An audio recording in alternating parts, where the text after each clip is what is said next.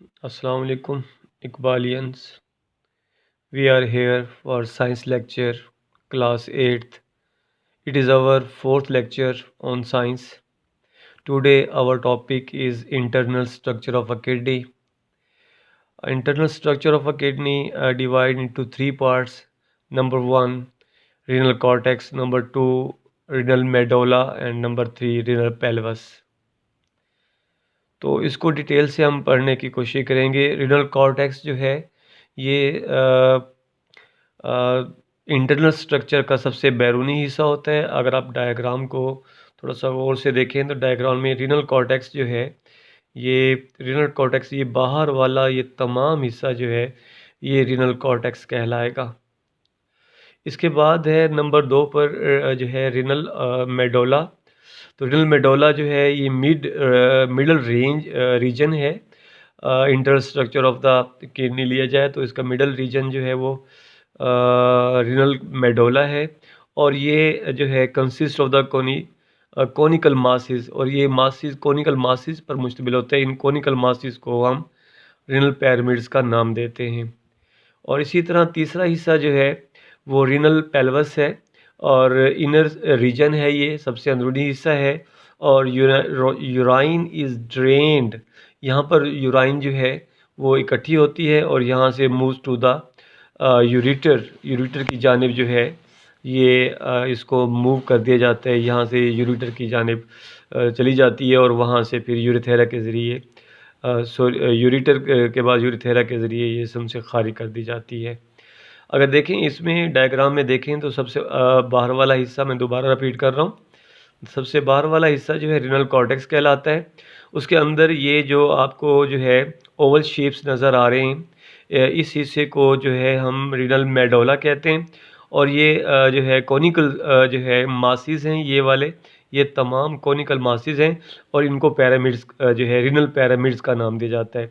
उसके बाद तीसरे हिस्से पे आते हैं, ये दरमियान वाला हिस्सा जहाँ पर यूरेन जो है ड्रेन्ड होता है। तो इस हिस्से को जो है हम रिनल पेल्वस का नाम देते हैं और रिनल पेल्वस जो है यहाँ से जो यूराइन इकट्ठा होगा वो सारा का सारा जो है वो यूरिटर की जानिब चला जाएगा और यूरिटर से फिर यूरेथेरा की जानिब जो है के से जिस्म से बाहर खारिज कर दिया जाएगा। ये internal structure of the kidney था। और उसके बाद जो है स्ट्रक्चर ऑफ द नेफ्रॉन, अगला टॉपिक जो है हमारा स्ट्रक्चर ऑफ द नेफ्रॉन है। सबसे पहले नेफ्रॉन होते क्या हैं? नेफ्रॉन जो है nephrons are the functional units of the kidney. It means कि इसका जो काम करने का जो है यूनिट है वो किडनी का वो नेफ्रॉन कहलाता है। और यहाँ पर लिखा हुआ भी है functional unit of the kidney. उसमें they are tubules where urine is formed. ये वो टेब्यूल्स होती हैं जहाँ पर जो है नेफ्रॉन की बात हो रही है। They consist of the tubules, they are called जो है renal corpuscles and renal tubules, ये इसकी एग्जांपल हैं। सबसे पहले हम रिनल जो है कैप्सूल रिनल जो है कार्पसल्स को हम पढ़ना चाहेंगे। तो ये first part of the nephron जो होता है, नेफ्रॉन का फर्स्ट पार्ट जो है उसको हम क्या नाम देते हैं? जो है रिनल कार्पसल्स का नाम देते हैं। रिनल कार्पसल मज़ीद जो है वो ग्लोमेरुलस और बोमेन कैप्सूल पर मुश्तमिल होता है। अब ग्लोमेरुलस क्या है? ये टफ ब्लड कैपिलरीज़ हैं। मकसद है ये ग्लोमेरुलस जो है ये टफ जो है ब्लड कैपिलरीज से बना होता है और ये फॉर्म करती हैं। कैसे बनती हैं ये ग्लोमेरुलस कैसे बनता है? तो ये जो है division and sub division of the small arteries. जब ये टफ ब्लड कैपिलरीज जो हैं ये कैसे फार्म होंगी? ये division of the sub division of the small arteries के आर्टरीज तकसीम दर तकसीम के बाद जो है वो जो है टफ ब्लड कैपिलरीज की शक्ल में इख्तियार हो जाएंगी। उसके बाद नंबर 2 पर जो है अगर बैमून जो है बोमेन्स कैप्सूल का नाम लिया जाए तो ये कप शेप्ड स्ट्रक्चर होता है इनक्लोजिंग ग्लोमेरुलस को ये कवर किया होता है। तो ये इसका दूसरा हिस्सा रिनल कार्पसल हम पढ़ रहे थे। रिनल कार्पसल क्या है? ये इसका first part of the nephron है और ये कंसिस्ट होता है ग्लोमेरुलस और बोमेन कैप्सूल। ग्लोमेरुलस के बारे में बताया गया, ये क्या होती हैं, ये टफ्ट ब्लड कैपिलरीज हैं। इसके बाद जो है कि ये कैसे फॉर्म्स होती हैं जो है टफ्ट ब्लड कैपिलरीज, तो ये division and sub division of the small arteries को जब तकसीम किया जाता है तो इससे जो है टफ्ट ब्लड कैपिलरीज जो है मर्ज़ वजूद में आती हैं। उसके बाद बोमेन्स कैप्सूल का जिक्र किया गया, ये कप शेप्ड होता है और स्ट्रक्चर है इंक्लोजिंग द ग्लोमेरुलस, जो कि इसके अंदर ग्लोमेरुलस को जो है कवर किया जाता है, इसके अंदर ग्लोमेरुलस होता है, ये इंक्लोज होता है इसके अंदर। और अगर हम इसको डायग्राम की मदद से जो है उसके बाद जो है जो है दूसरे नंबर पे मैंने कहा था रीनल टेब्यूल्स हैं, start after the बोमेन capsules. बोमेन capsules के बाद जो शुरू होती हैं वो रीनल टेब्यूल हैं, रीनल टेब्यूल है। अब रीनल टेब्यूल जो है इसका जो पहला जो है कोलाइड पार्ट होता है जिसे हम प्रोमैक्सल टेब्यूल का नाम देते हैं। प्रोमैक्सल टेब्यूल जो है ये first coiled part of the renal tubule होता है। उसके बाद जो सेकंड कोलाइड पार्ट है वो लूप ऑफ हैनल कहलाता है और थर्ड कोलाइड पार्ट जो है वो जो है third coiled part distal tubules का नाम दिया जाता है। अब देखें ये सारे जो है ये कलेक्टिंग डक्ट में जो है जो सब चीज़ों को इकट्ठा करती है। Distal टेब्यूल्स of the many nephrons open in a collecting duct, इसका मकसद ये है कि जो डिस्टल टेब्यूल्स हैं ऑफ मैनी नेफ्रॉन्स वो सारी की सारी जो हैं वो कलेक्टिंग डक्ट में जाके खुलती हैं और मैनी कलेक्टिंग डक्ट्स जो है joins and drain into the renal pelvis, और ये ज्वाइन इकट्ठी हो जाती हैं और आखिरकार ये रीनल पेल्वस के अंदर चली जाती हैं। अब डायग्राम की मदद से समझाने की कोशिश करता हूँ कि देखें ये यहाँ से जो है ये ग्लोमेरुलस है, ये वाला हिस्सा सारा, इसके ऊपर ये जो कप नुमा आपको नज़र आ रहा है इसे बेम्यून कैप्सूल का नाम देते हैं। और बेम्यून कैप्सूल के बाद जो है दूसरे नंबर पे हमने प्रोमैक्सल टिब्यूल्स का नाम लिया, रीनल टिब्यूल्स का नाम दिया। तो ये फर्स्ट कोलाइड पार्ट है, ये फर्स्ट कोलाइड पार्ट ये यहाँ तक इस हिस्से को जो है हम प्रॉक्सिमल टेब्यूल्स का नाम देते हैं। और प्रॉक्सिमल टेब्यूल फिर आगे जाके देखें ये दूसरा हिस्सा जो है वो लूप ऑफ हैनल कहलाता है, ये सेकंड कोलाइड पार्ट है। फिर ये यहाँ से खून इधर आएगा और यहाँ पर जो है डिस्टल टेब्यूल्स हैं तीसरे उस पर। अब डिस्टल टेब्यूल्स जो है बहुत सारी जब डिस्टल टेब्यूल्स इकट्ठी होती हैं तो वो जो है कलेक्टिंग डक्ट के अंदर या कलेक्टिंग डक्ट में जो है के अंदर जाके खुलती हैं जैसे ड्रेन इनटू द, और ये फिर कहाँ चली जाती हैं, पेल्विस में चली जाती हैं, पेल्विस से जो है आगे मूव कर जाता है ड्यूरिंग दिस।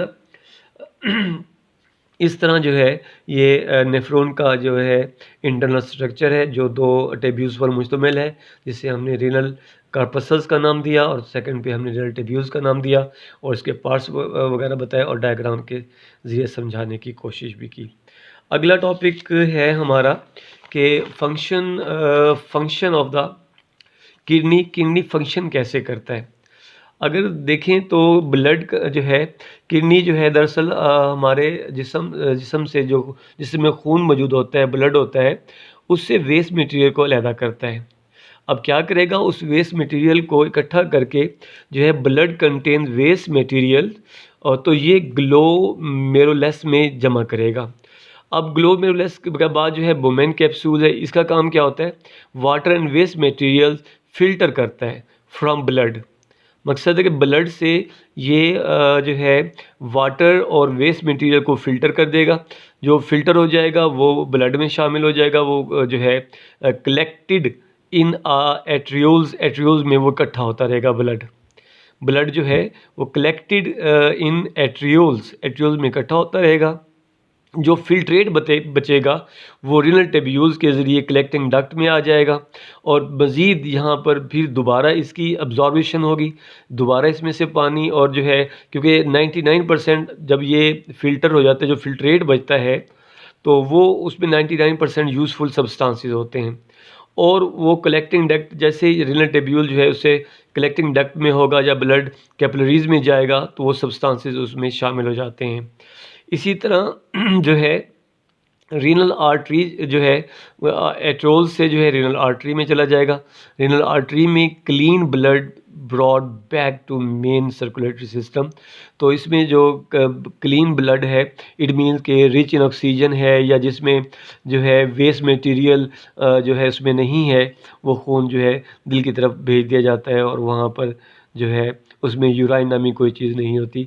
तस्वीर देखते हैं दोबारा कि जो है nitrogenous waste water salts enter in the Bowman's capsule, जो है Bowman's capsule, sorry Bowman's capsule में ये जमा होता है और यहाँ से जो है ये इसमें शामिल हो जाएगा ये ग्लोमेरुलस में। ठीक है, उसमें बोमैन में शामिल हो गए। बोमैन में से ये जो है बोमैन कैप्सूल जो है, इस हिस्से को बोमैन कैप्सूल जो कपनुमा जो है ये हिस्सा है।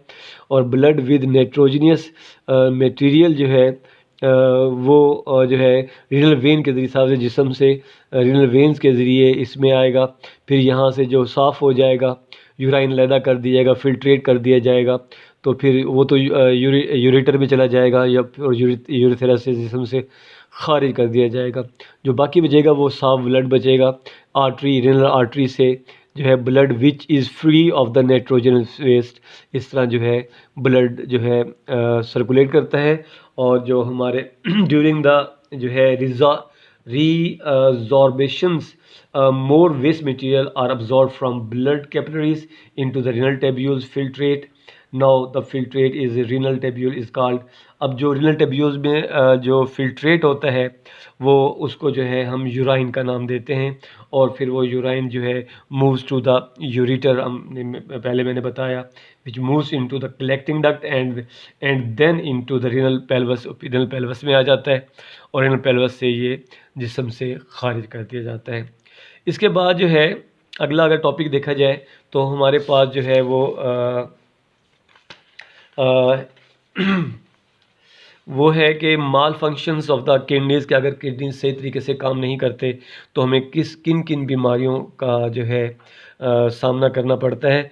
Formation of the stones in kidney और रीनल फेल्यूर है, डायलिसिस है, किडनी ट्रांसप्लांट है। ये ऐसी चीज़ें हैं जब हद से चीज़ बढ़ जाती है। मिसाल के तौर पर जब formation of stones in kidney, ये होता कैसे है, sometimes kidney can not work efficiently. बाज़ औक़ात जो है जो किडनी है वो सही तरीके से काम नहीं करते to remove nitrogenous waste or salts from the blood.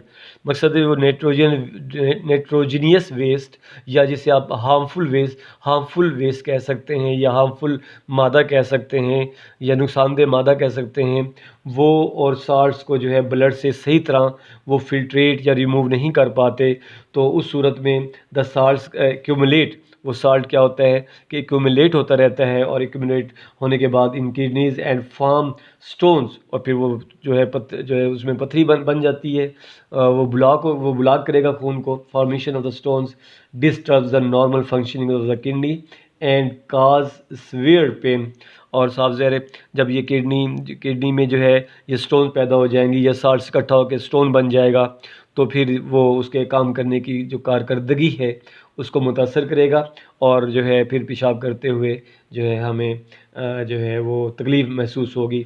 Formation of the stones disturb the normal functioning of the kidneys and cause severe pain. Kidney stones में ट्रेवल टू यूरेटर और यूरिनरी ब्लैडर, फिर वो ureter से urinary bladder में चले जाते हैं।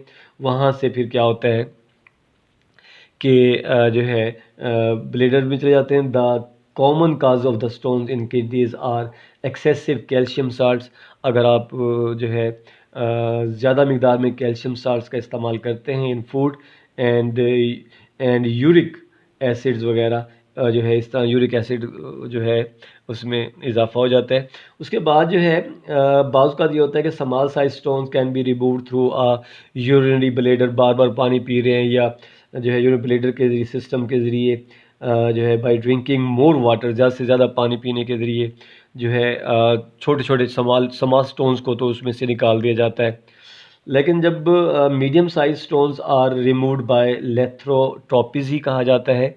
लेथ्रोट्रोपिजी जो है एक ऐसा प्रोसेस है जिसमें जो है shock waves break the stones into small pieces which are passed out of the body through urine।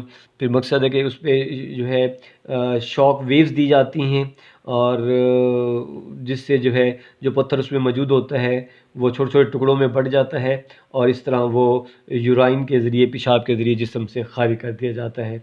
तो इस अमल को जिसमें जो है मीडियम साइज़, स्मॉल साइज़ तो जो है वो ज़्यादा पानी पीने से वो खुद ही टूटना शुरू हो जाएगी और वो यूराइन जो है यूराइन के ज़रिए जिस्म से खारिज कर दी जाएगी। लेकिन अगर उससे ज़्यादा साइज़ में बन गई है तो उसके लिए फिर शॉक वेव्स उस पर डालनी जो है उस पत्थर पर या स्टोन पर डाली जाती हैं, जिसकी वजह से जो है वो छोटे छोटे टुकड़ों में बढ़ जाता है और फिर वो भी जो है थ्रू यूराइन के ज़रिए जिस्म से खारिज किया जाता है। लेकिन स्मॉल साइज़्ड जो है किडनी में जो स्टोन्स है उसको रिमूव करने के लिए जो प्रोसेस इस्तेमाल किया जाता है उसको लिथोट्रिप्सी का नाम दिया जाता है। अब अगला जो इससे जो है एक्सक्रीशन का जो सिस्टम ख़राब हो जाता है, रीनल फेल्योर है। रीनल फेल्योर का मतलब ये है कि जो है आपका जो किडनीज हैं वो मुकम्मल तौर पर काम करना छोड़ देते हैं।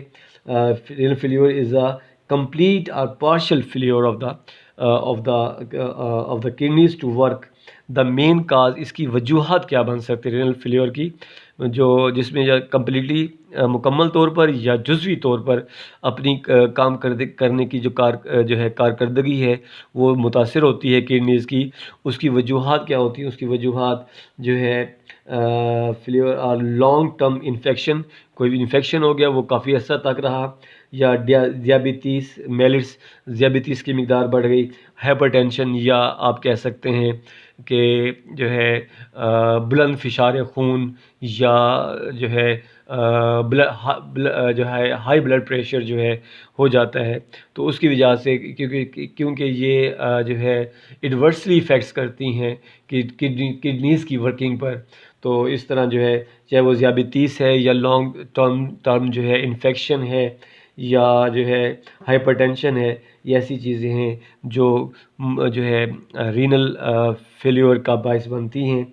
और इसके लिए जो है फिर हमें गुर्दे जो है वॉश कराने पड़ते हैं और जिस मसनूई तरीके से जो गुर्दे वॉश किए जाते हैं उस अमल को हम डायलिसिस का नाम देते हैं। डायलिसिस मैंने यहाँ लिखा हुआ है, ये जो है गुर्दों को साफ़ करने का एक तरीका है जिसमें जो है आप क्या करते हैं, एक मशीन है जिसे डायलाइज़र्स कहा जाता है।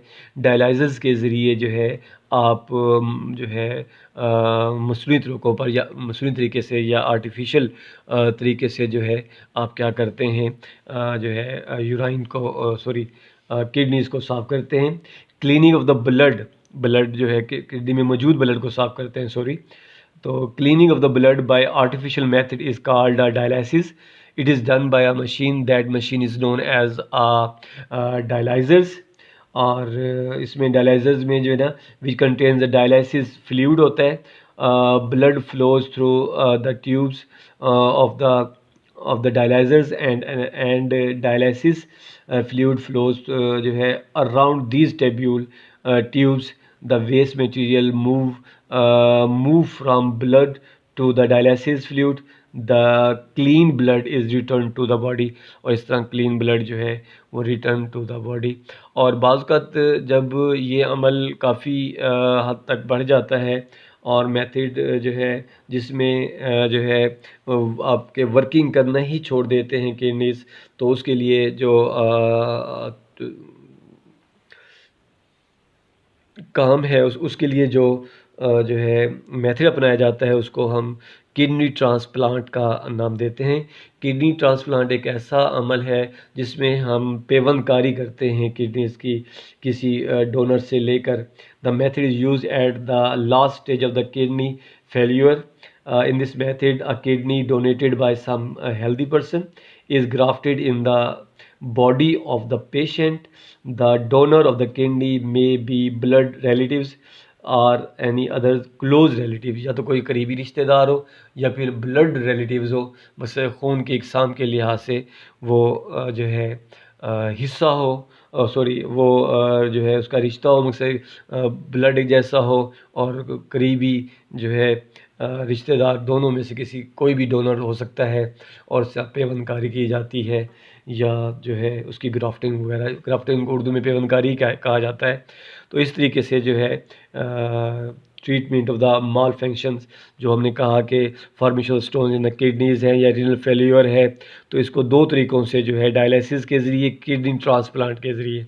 डायलिसिस के लिए डायलाइज़र्स का इस्तेमाल करेंगे, और किडनी ट्रांसप्लांट के लिए किडनी जो है जो कि किडनी की पेवंदकारी या कि उसकी ग्राफ्टिंग की जाएगी, और वो डोनर देगा, और डोनर का सेहतमंद होना या क्लोज़ रिलेटिव होना या ब्लड रिलेटिव होना लाज़मी है।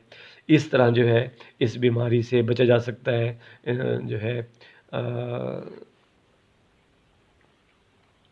आखिर में जो है मैं आपको इसका होमवर्क देता हूँ, और होमवर्क में ज़्यादा काम नहीं है, थोड़ा सा काम है। व्हाट इज़ क्वेश्चंस है, what is dialysis, what is lithotripsy, और what is urine, what is Bowman capsule, और what is kidney transplant. These are 5 questions in your homework. और उम्मीद करता हूँ जो लेक्चर दिया है आप लोगों को समझ आया होगा। अगर जो है समझ ना आया हो, कोई चीज़ पूछनी हो, जैसे आप होमवर्क सबमिट कराने आएंगे, तो उस पे आप लिख दें, और उसी पे ही जवाब आपका इसका तफसील के साथ लिख कर दे दिया जाएगा। और अल्लाह ताला आपका हामी और नासिर है। अल्लाह हाफ़िज़।